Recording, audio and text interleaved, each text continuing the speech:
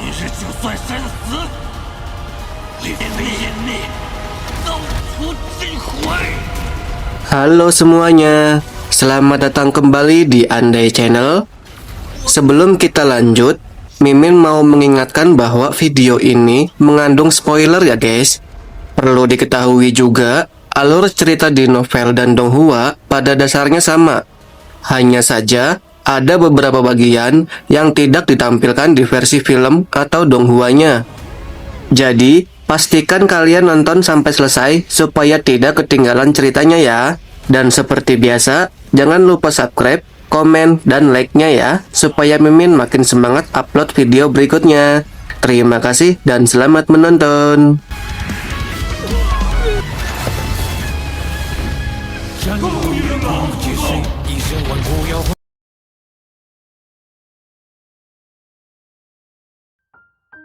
Layar iblis itu mulai bergetar hebat. Namun, ekspresi Wang Lin tetap netral. Ia berdiri di luar layar iblis, menatap semua itu dengan dingin. Seolah tidak ada satupun hal di hadapannya yang layak membuatnya terkejut. Tak lama kemudian, retakan mulai muncul di permukaan layar iblis. Retakan itu menyebar dengan cepat, hingga akhirnya layar tersebut runtuh dengan suara keras yang mengguncang udara. Sesaat setelah itu, 1 juta untaian energi pembantaian langsung menyerbu ibu kota. Dalam sekejap, seluruh wilayah itu diselimuti gas abu-abu yang pekat. Begitu tirai iblis hancur, Wang Lin melangkah masuk ke dalam. Pada saat tirai itu benar-benar lenyap, badai energi spiritual iblis meledak dari lembah iblis yang berada di pusat ibu kota. Badai tersebut naik ke langit dan berubah menjadi awan ungu yang bergulung-gulung. Awan itu bergejolak hebat, lalu perlahan membentuk bayangan iblis bertanduk ganda. Matanya memancarkan cahaya menyeramkan saat melayang di udara. Menatap Wang Lin seolah-olah ia hanyalah seekor semut yang tak berarti. Kultivator rendahan. Karena kau berani menghancurkan perisai iblisku, kau pasti akan mati. Bahkan jika kau dilindungi oleh Beilou. Suara itu terdengar seperti datang dari neraka tingkat ke-9. Bergetar dan tidak menentu. Bayangan iblis itu melambaikan tangannya. Seketika, langit berubah drastis. Seluruh ibu kota lenyap, dan lingkungan sekitar berubah menjadi dunia berwarna merah menyala. Merah itu bukan sekedar warna, melainkan cahaya dari api. Tanah tertutup magma mendidih, api menyala di mana-mana, membuat langit pun bersinar merah. Ledakan demi ledakan menggema di seluruh area, sementara udara panas menyembur keluar dari tanah. Udara panas itu berubah menjadi ilusi, dan dalam sekejap, ratusan ilusi muncul di sekitar iblis kuno tersebut. Wang Lin mengangkat tangan kanannya, 1 juta untaian energi pembantaian langsung memasuki tubuhnya. Energi itu berubah menjadi segel kehidupan di antara kedua alisnya. Tak lama kemudian, 1 juta segel kehidupan menyebar dan menutupi seluruh tubuhnya. Ia kemudian menepuk tas penyimpanannya, baju zirah iblis terbang keluar dan berubah menjadi sutra hitam yang membungkus tubuh Wang Lin, membentuk baju zirah hitam yang ganas dan menakutkan. Wajah Wang Lin tertutup sepenuhnya, hanya menyisakan sepasang mata dingin yang memancarkan ketegasan. Rambut panjangnya terurai ke belakang, ia melangkah maju 1 langkah dan melayang di udara. Setelah jeda sesaat, tubuhnya tiba-tiba melesat maju dengan kecepatan tinggi. Bayangan iblis kuno itu menunjukkan ekspresi ganas. Ia meraung dan melontarkan berbagai mantra untuk menghentikan Wang Lin. Namun, mata Wang Lin justru semakin dingin. Gerakannya bertambah cepat, dan pada saat yang sama, jari kematian muncul di tangan kanannya, melesat seperti kilat. Semua serangan dari bayangan iblis itu diabaikan sepenuhnya. Beberapa mantra memang mengenai tubuh Wang Lin, tetapi semuanya langsung ditahan oleh energi iblis dari baju zirah hitamnya. Ditambah dengan 1 juta segel kehidupan, serangan-serangan itu sama sekali tidak berarti baginya. Ia terus melaju secepat kilat menuju iblis kuno raksasa yang terbentuk dari awan ungu di langit. Iblis kuno itu mencibir dan menengus dingin. Armor iblis dari iblis-iblis rendahan di bawah kekuasaan iblis kuno. Namun kau tidak memiliki hati iblis. Benda itu sama sekali tidak berguna bagimu. Ia membuka mulutnya dan meraung. Raungan itu membawa energi spiritual iblis yang sangat pekat, menyerang langsung ke arah Wang Lin. Kilatan cahaya dingin muncul di mata Wang Lin. Ia menunjuk ke arah iblis kuno dan berkata dengan tenang, "Transformasi iblis." Energi jahat dari baju zirah seakan bersorak. Untaian energi jahat yang tak terhitung jumlahnya memasuki tubuh Wang Lin melalui mulut dan hidungnya, berputar di dalam tubuh lalu keluar dari ujung jarinya. Rambut Wang Lin terurai liar. Seluruh tubuhnya dipenuhi energi iblis. Seolah-olah ia benar-benar telah berubah menjadi iblis sejati. Serangan ini adalah puncak kekuatan baju zirah hitam dalam wujud transformasi iblis. Angin jahat menerjang, energi iblis menyala seperti pelangi gelap, menembus langsung serangan suara iblis kuno. Namun, ejekan di mata iblis kuno itu belum menghilang. Ia membuka mulutnya dan melahap angin iblis tersebut, lalu mengecap bibirnya. Tidak buruk, energi iblis ini bisa dianggap cukup murni, katanya dengan dingin. Tatapan Wang Lin tetap dingin. Saat ini jaraknya hanya 1000 kaki dari iblis kuno itu. Dengan satu langkah, ia kembali mendekat 100 kaki. Iblis kuno itu menatap Wang Lin. Cahaya misterius bersinar di matanya.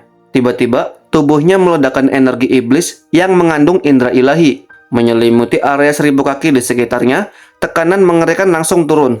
Terdengar suara retakan dari dalam tubuh Wang Lin. Energi jahat di sekelilingnya menghilang. Ia menarik napas dalam-dalam dan berkata dengan tenang, "Transformasi Dao." Surgawi dunia bawah memaksa masuk ke area tersebut, membentuk jalan di bawah kaki Wang Lin. Sungai itu melilit tubuhnya dengan kekuatan reinkarnasi menyelimuti seluruh area. Langkah Wang Lin tetap tenang. Ia kembali mendekat 100 kaki lagi. Iblis kuno itu mendengus dingin, tangannya berubah menjadi cakar dan langsung mencakar Wang Lin. Energi spiritual iblis yang sangat kuat meledak. Semua energi iblis dari baju zirah hitam langsung ditarik kembali ke tubuh Wang Lin.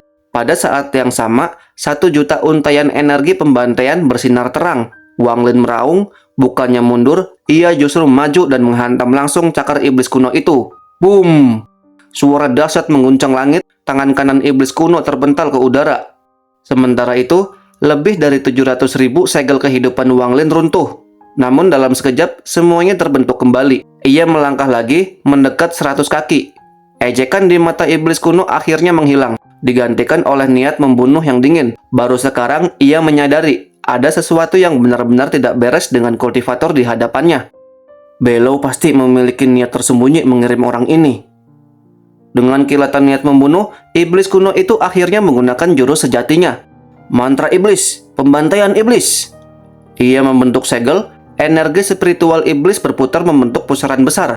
Tanah magma mendidih, udara panas berkumpul, dan perlahan sebuah tombak raksasa berwarna merah terbentuk di hadapan iblis kuno itu, memancarkan panas dan energi iblis yang mengerikan.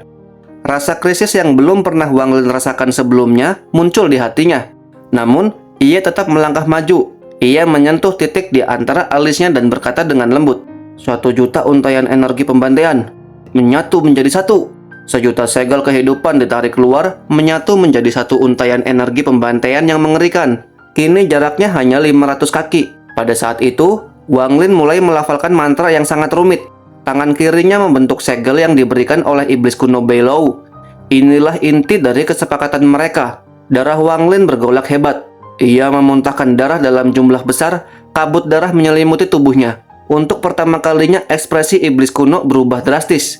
Darah ini mengandung aura dewa kuno. Kabut darah mengembun, membentuk sosok berdarah. Aula ilahi yang tirani turun dan sosok itu membuka matanya. Pada saat itu, seluruh makhluk hidup di negara iblis api merasakan ketakutan yang tak terjelaskan. Sementara itu, para iblis kuno di 7 negara lainnya serentak menatap ke arah ibu kota negara iblis api. Dengan suara rendah, iblis kuno itu berkata, "Kau sangat beruntung." Suara tenang Below pun bergema dari sosok berdarah itu. "Kita telah terpisah terlalu lama. Setelah kita bersatu kembali, kita akan terlahir sebagai iblis kuno yang baru. Dan 7 sisanya akan kulahap satu persatu." Bayangan darah bergerak cepat dan menerjang bayangan iblis. Energi spiritual iblis yang pekat langsung berubah menjadi api iblis, menyelimuti area dan mengaburkan pandangan. Di luar kobaran api, darah Wang Lin hampir terkuras habis. Tubuhnya melemah dan napasnya berat. Namun, tombak bayangan iblis kuno kembali melesat dengan kekuatan mengerikan. Tanpa ragu, Wang Lin menekan ujung jarinya ke tombak dengan energi pembantaian. Benturan dahsyat terjadi. Energi pembantaian terkuras, namun tombak juga mulai hancur dari dalam. Ledakan bergema tanpa henti. Mundur, pulih, lalu menahan kembali. Siklus itu terus berulang hingga Wang Lin terdorong lebih dari 1000 kaki. Akhirnya, kekuatan tembok runtuh sepenuhnya. Wajah Wang Lin pucat pasi, namun ia tidak berhenti. Ia segera bergegas menuju tujuannya, yaitu lembah iblis di pusat ibu kota. Rencananya sejak awal sangat jelas, menghancurkan pelindung ibu kota, mendekati iblis kuno, lalu masuk ke tempat persembunyian dan mengambil benda tempat jiwa iblis kuno terperangkap. Wang Lin melesat memasuki tanah suci negara iblis api, yaitu di lembah iblis. Lembah itu sunyi dan mencekam. Di tengahnya berdiri patung raksasa yang menyalurkan energi spiritual iblis ke langit. Tiba-tiba, riakan muncul. Energi terputus dan membentuk sebuah avatar iblis kuno. Ukurannya setara dengan Wang Lin. Tatapannya dingin dan sangat jahat. Wang Lin mundur sejenak. Meski hanya avatar, kekuatannya tetap mengerikan. Saat itulah suara Bai Lou bergema di dalam hatinya. Wang Lin, hancurkan patung itu dan bantu aku menyatu dengannya. Jika kau melakukannya, kau tak perlu lagi membantuku menyatu dengan 7 iblis kuno lainnya. Aku akan memenuhi semua janjiku. Bukankah kau menginginkan warisan iblis kuno? Hancurkan patung itu. Kau akan mendapat 2 warisan sekaligus. Aku telah banyak membantumu. Wang Lin, bantu aku. Wang Lin terdiam. Ia menghela napas pelan. Bai Lou telah membantunya melewati 2 situasi hidup dan mati. Itu sudah cukup. Tatapan Wang Lin mengeras. Energi pedang Ling Tianho berkumpul di ujung jarinya. Cahaya keemasan menyinari seluruh lembah iblis. Avatar iblis kuno membentuk simbol-simbol iblis sebagai pertahanan. Namun, Wang Lin melepaskan energi pedangnya tanpa ragu. Badai energi pedang menyapu lembah. Simbol-simbol iblis runtuh satu persatu. Avatar iblis kuno hancur. Wang Lin melangkah maju dan berdiri di depan patung. Tanpa ragu, telapak tangannya menekan patung itu. Berhenti! 2 suara menggelegar bersamaan. Tangan raksasa turun dari langit, sementara kepala iblis muncul dari kabut dan menerjang Wang Lin. Energi spiritual surgawi Wang Lin meledak, retakan menjalar di patung. Boom! Patung raksasa itu runtuh sepenuhnya. Raungan tak berdaya menggema dari langit. Di antara energi yang menyembur keluar, Wang Lin melihat sebongkah tulang tangan. Ia segera meraihnya, namun baru saat disentuh, kekuatan dahsyat menghantam jiwa asalnya. Kesadarannya terseret ke dalam ruang misterius. Dalam sekejap, beberapa bulan pun berlalu. Situasi di negeri iblis api berubah drastis. Pasukan negeri iblis langit akhirnya mundur. Dan perang hampir 1 abad pun berakhir dengan para iblis kuno saling memangsa. Iblis kuno Bai Lou menyelesaikan tahap pertama penyerapan dan berhasil menyatu dengan iblis kuno negara iblis api. Kekuatannya melonjak tajam. Kini, ia tak lagi membutuhkan darah Wang Lin untuk berwujud dan dapat bergerak dengan tubuhnya sendiri. Sementara itu, Wang Lin duduk bersila di Danau Naga, dekat ibu kota negara iblis langit. Kedua matanya terpejam, wajahnya tenang tanpa emosi. Sejak menyentuh tulang tangan itu, ia memasuki kondisi misterius. Setelah Bai Lou melahap iblis kuno lain, Wang Lin dipindahkan ke tempat ini melalui sebuah mantra. Waktu terus berlalu. Beberapa bulan kemudian, Wang Lin membuka matanya. Kilatan cahaya keemasan melintas di dalam pupilnya. Auranya kini berbeda. Tak ada fluktuasi energi spiritual. Ia tampak seperti manusia fana biasa, namun memancarkan kesan elegan yang sulit dijelaskan. Ia menghembuskan napas panjang, membawa keluar udara keruh dari dalam tubuhnya. Suara Bai Lou terdengar pelan. Sejak awal waktu, ras iblis kuno memiliki mantra untuk memahami langit dan bumi. Bahkan menciptakan mantra sendiri. Mantra ini juga bisa digunakan pada makhluk lain, tetapi hanya 1 kali seumur hidup. Wang Lin terdiam, lalu menutup matanya kembali. Bai Lou melanjutkan kata-katanya. Selain dirimu, aku hanya memberikannya pada 2 kultivator. Salah satunya bahkan berhasil menciptakan mantra sendiri. Bakatnya tidak kalah dari klan iblis kuno. Wang Lin membuka mata dan bertanya tenang. Siapa namanya? Sun Yun, apakah pernah mendengarnya? Lanjut Bai Lou. Sun Yun, ulang Wang Lin dengan pelan. Lalu ia berkata, senior iblis kuno, masih ada 1 hal terakhir dalam kesepakatan kita. Angin iblis berputar di atas Danau Naga, lalu membentuk sosok seorang pemuda bermata hijau dingin. Ia tersenyum tipis. Aku tidak melupakan janjiku. Saat kau memahami warisan, aku menemukan tubuh indra ilahi dari pagoda. Ia melambaikan tangan, sebuah gambar muncul. Jurang raksasa yang membelah bumi dengan gas hitam menyembur keluar. Ini adalah jurang pasang surut, kata Bai Lou. Aura temanmu ada di sana. Pergilah melalui pintu masuk negeri iblis air. Itu yang terdekat. Wang Lin bertanya, apa sebenarnya jurang pasang surut itu? Beilou menjawab dengan pelan, tempat di mana ruang runtuh berulang kali, membentuk terowongan ke wilayah tak dikenal. Jurang pasang surut adalah salah satunya. Wang Lin kembali bertanya, jika ada 6 pintu masuk, bagaimana dengan jalan keluar? Senyum dingin muncul di wajah Beilou. Hanya ada satu, dan itu berada di negeri iblis api. Gambar itu runtuh, berubah menjadi giok kecil yang dilemparkan ke Wang Lin.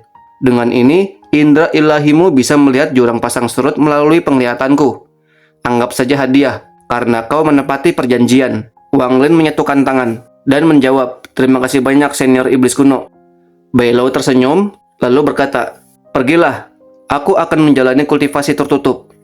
Lalu, tubuh Wang Lin menghilang dari danau naga. Dan pemuda itu menatap dari kejauhan. Aku hanya butuh 100 tahun untuk menyerap 7 iblis kuno lainnya. Setelah itu, aku, Beilou, akan terlahir kembali. Dan bocah itu, jiwanya mengandung aura dewa kuno. Sangat murni, namun terlalu bahaya untuk dilahap. Aku bisa menahan diri, namun aku tidak tahu apakah Takjia mampu melakukan hal yang sama. Jurang pasang surut adalah wilayah paling misterius di negara roh iblis. Tempat ini menjadi sumber fenomena pasang surut di luar sana.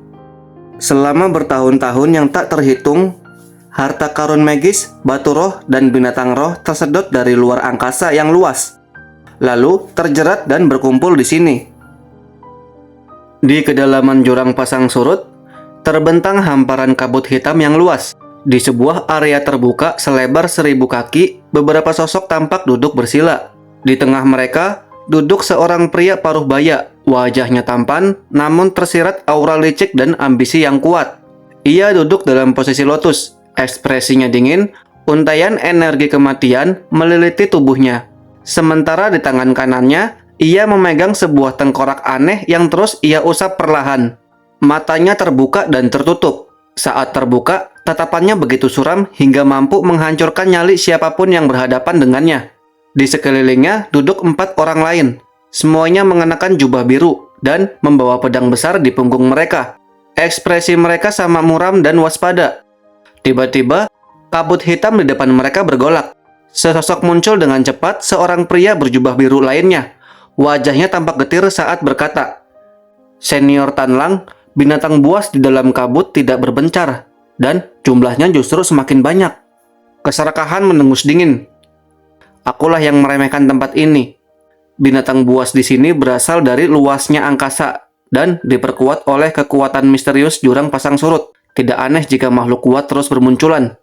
Saat itu, seorang murid sekte pedang Dalo yang sejak tadi diam akhirnya berbicara. Senior Tanlang, jumlah mereka terlalu banyak dan semuanya sangat ganas.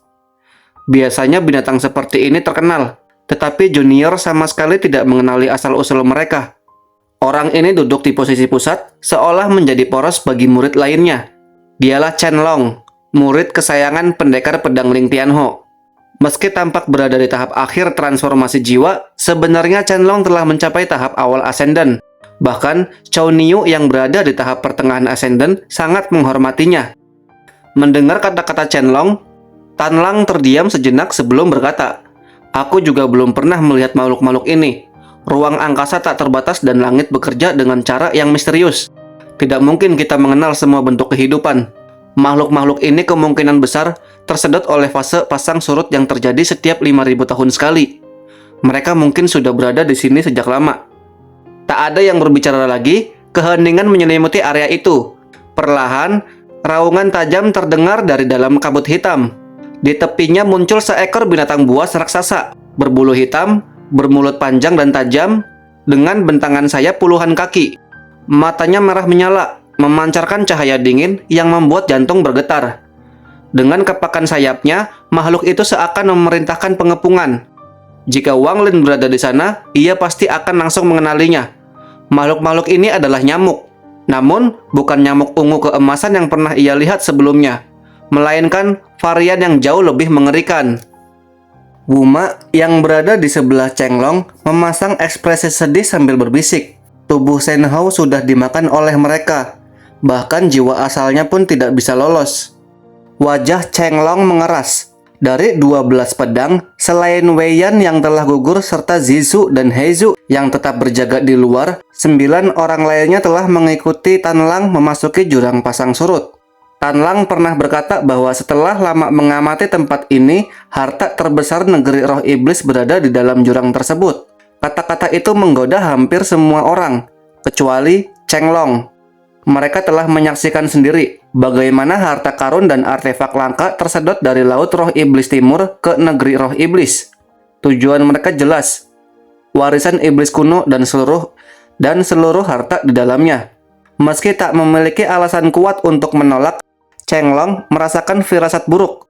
Ia membagi tim ke dalam beberapa kelompok, menunjuk Chou Niu sebagai pemimpin, dan meninggalkan Zizou serta Heizou di luar sebagai pengaman.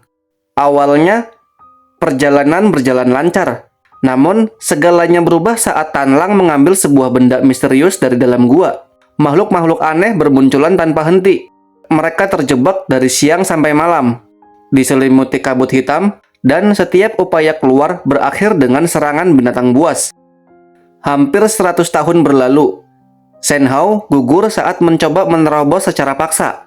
Meski sempat membunuh beberapa musuh dengan pedang warisan gurunya, jumlah lawan terlalu banyak. Cheng Long akhirnya berdiri dan menatap Tan Lang dengan dingin. Ini tidak bisa dibiarkan terus berlanjut. 4 murid sekte pedang Dolo segera mengepung Tan Lang. Namun pria itu hanya tertawa serak. "Apa maksud kalian, keponakan-keponakanku?" Dengan suara tenang namun tegas, Cheng Long bertanya, "Senior Tan Lang, apa sebenarnya yang kau dapatkan di gua itu?" Tan Lang tersenyum mengejek dan mengeluarkan sebuah telur oval yang diselimuti aura kematian. Tak ada tanda kehidupan, hanya hawa dingin yang menusuk jiwa. Tatapan Cheng Long mengeras. Kini ia mengerti, kultivasi Tan Lang berkaitan dengan kematian. Namun, nalurinya mengatakan rahasia pria itu jauh lebih dalam. Sementara itu, Wang Lin telah bergerak menuju pintu keluar jurang pasang surut di negara iblis api.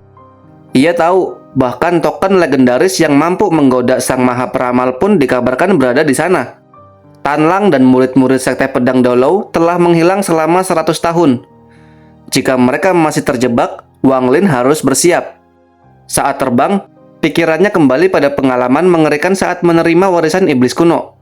Sosok berjubah abu-abu, 10 juta untaian energi pembantaian, jiwa asal yang meleleh, ekstensi yang diserap sepenuhnya. Itulah energi pembantaian sejati.